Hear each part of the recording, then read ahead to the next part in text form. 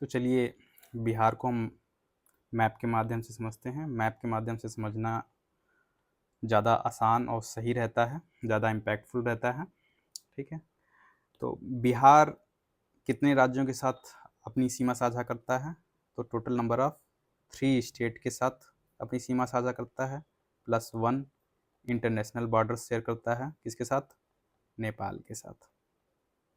ठीक है, नेपाल के साथ 7 डिस्ट्रिक्ट, वेस्ट बंगाल के साथ 3 डिस्ट्रिक्ट, झारखंड के साथ 8 डिस्ट्रिक्ट, उत्तर प्रदेश के साथ 8 डिस्ट्रिक्ट। ये सब क्वेश्चंस प्रीवियस ईयर क्वेश्चंस में पूछे गए हुए हैं। तो चलिए इसे एक एक करके देखते हैं।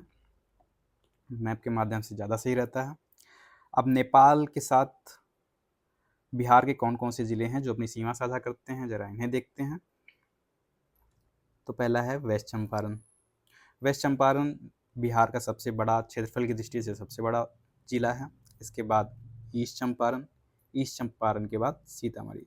ध्यान दीजिएगा, शिवहर आपको ऐसा लगेगा देखने से कि नेपाल राज्य के साथ अपनी सीमा साझा करता है, परंतु शिवहर नेपाल के साथ अपनी सीमा साझा नहीं करता है। Sheohar does not share its border with Nepal.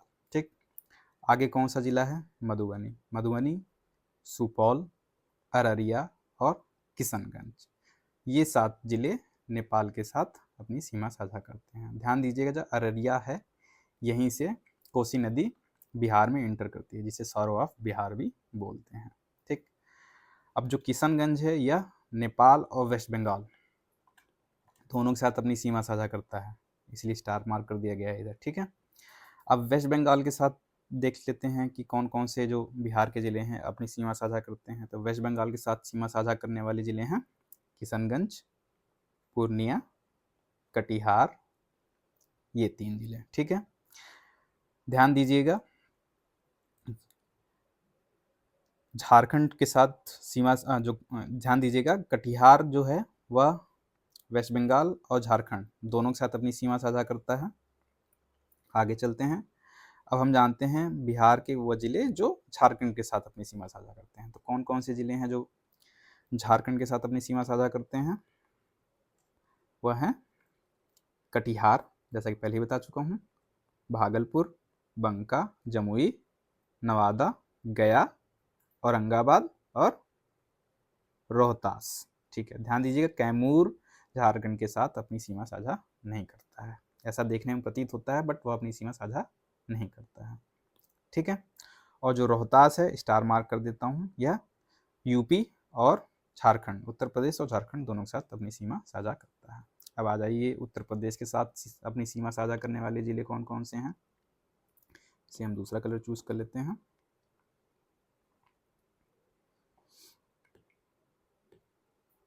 ठीक है, चलिए, वेस्टर्न चंपारण हो गया। ठीक है, सबसे बड़ा जिला जो नेपाल और यूपी दोनों के साथ अपना सीमा साझा कर रहा है। फिर गोपालगंज, सिवान, सारण, भोजपुर, बक्सर, कैमूर और रोहतास। रोहतास जो है वह उत्तर प्रदेश और झारखंड दोनों के साथ अपनी सीमा साझा करता है। यह तो रहा मैप के माध्यम से बिहार को समझना। एक बार इसके कुछ एक्सट्रीम्स के बारे में भी जान लेते हैं। तो ईस्टर्न एक्सट्रीम कौन सा है? ईस्टर्न मोस्ट वो है आपका किशनगंज।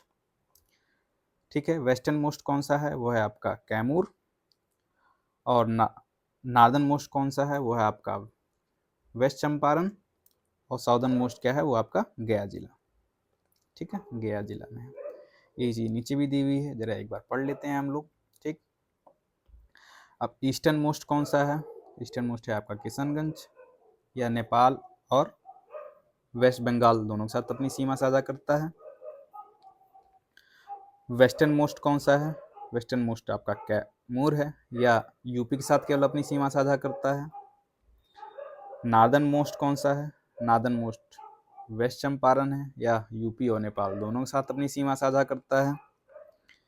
साउदर्न मोस्ट डिस्ट्रिक्ट कौन सा है? वह है अपना गया, यह केवल झारखंड के साथ अपनी सीमा साझा करता है। और कौन सा डिस्ट्रिक्ट है जो यूपी और झारखंड दोनों के साथ अपनी सीमा साझा करता है? वह है रोहतास। रोहतास पढ़ने लिखने के मामले में काफ़ी आगे है। यहाँ पे साक्षरता दर आपको पुरुष हो चाहे ओवरऑल हो, महिलाएं हो, आपको यहीं पे मिलेंगी। ठीक है, district sharing border with Jharkhand और वेस्ट बंगाल, झारखंड और वेस्ट बंगाल दोनों के साथ अपनी सीमा साझा करने वाला जिला कौन सा है? वह है आपका कटिहार। ठीक है, चलिए अब बिहार राज्य में जो डिवीजन्स है उनसे रिलेटेड कुछ डिस्ट्रिक्ट हैं उनके बारे में मैप के माध्यम से समझते हैं। ठीक है, तो बिहार में टोटल कुल मिलाकर 9 डिवीजन्स हैं, 9 डिवीजन्स। इन्हें एक बार मैप के माध्यम से देख लेते हैं। ठीक है, उनके हेडक्वार्टर्स कहाँ हैं इत्यादि के बारे में। ठीक है, तो पहला डिवीजन आपका तिरहुट। तिरहुट में कौन कौन से जिले आते हैं? वेस्ट चंपारण, ईस्ट चंपारण, शिवहर, मुजफ्फरपुर और वैशाली। ठीक है, तिरहुट के ये 6 जिले आते हैं।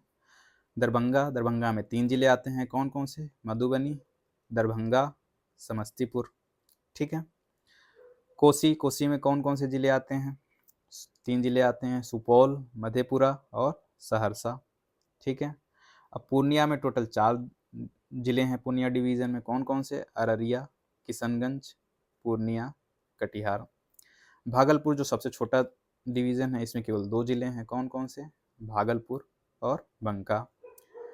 मुंगेर, इसमें 6 जिले हैं मुंगेर डिवीज़न में, कौन कौन से?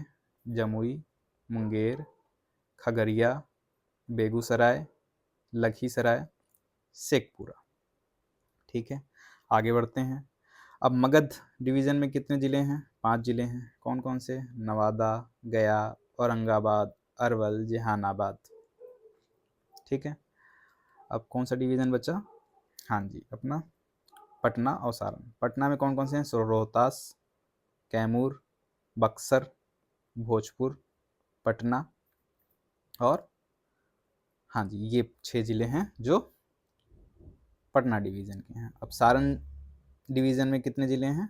3 ज़िले हैं केवल, अपना गोपालगंज, सिवान और सारण। यही चीज़ नीचे भी दी हुई है, आप चाहें तो एक बार पढ़ सकते हैं। मैं एक बार डिवीज़न और उनके ज़िले और हेडक्वार्टर का नाम पढ़ देता हूँ। तो पटना ज़िले में, पटना डिवीज़न का हेडक्वार्टर पटना में है, 6 ज़िले हैं यहाँ पे। तिरहुट का हेडक्वार्टर मुजफ्फरनगर है, इसमें भी 6 ज़िले हैं। सारण का हेडक्वार्टर छपरा में है, उसके भी 3 ज़िले हैं। दरभंगा का हेडक्वार्टर दरभंगा में है, उसके भी 3 ज़िले हैं। कोसी के का हेडक्वार्टर सहरसा में है और इसमें 3 ज़िले हैं। पूर्णिया का हेडक्वार्टर पूर्णिया में है और यहाँ पे 4 ज़िले हैं। भागलपुर का हेडक्वार्टर भागलपुर में है और इसमें 2 ज़िले हैं। मुंगेर का हेडक्वार्टर मुंगेर में है और इसमें 6 ज़िले हैं। और मगध का हेडक्वार्टर गया में है और उसमें 5 ज़िले हैं।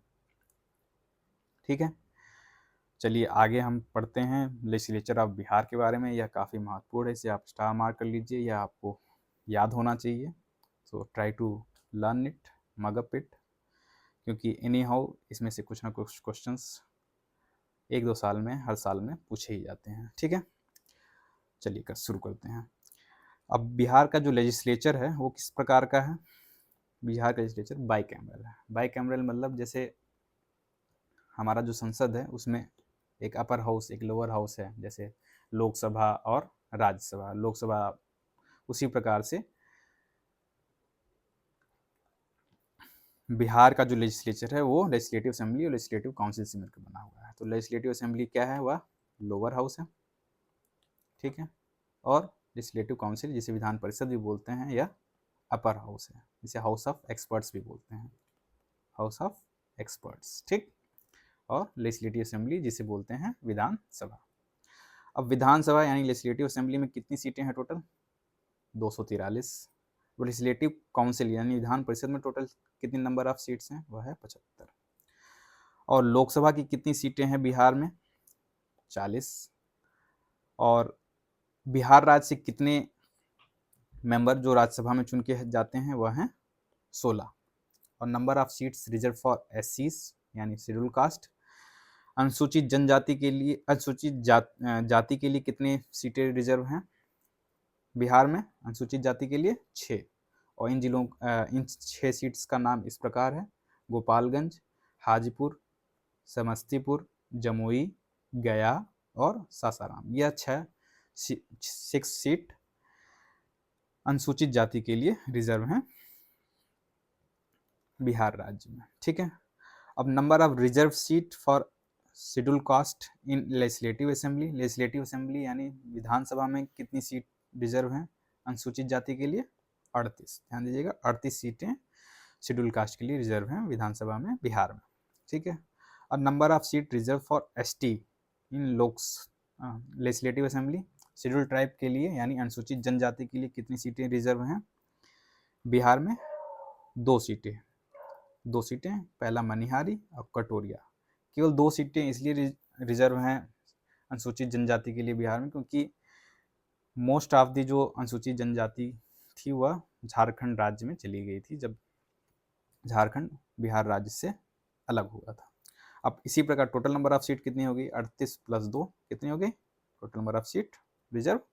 40।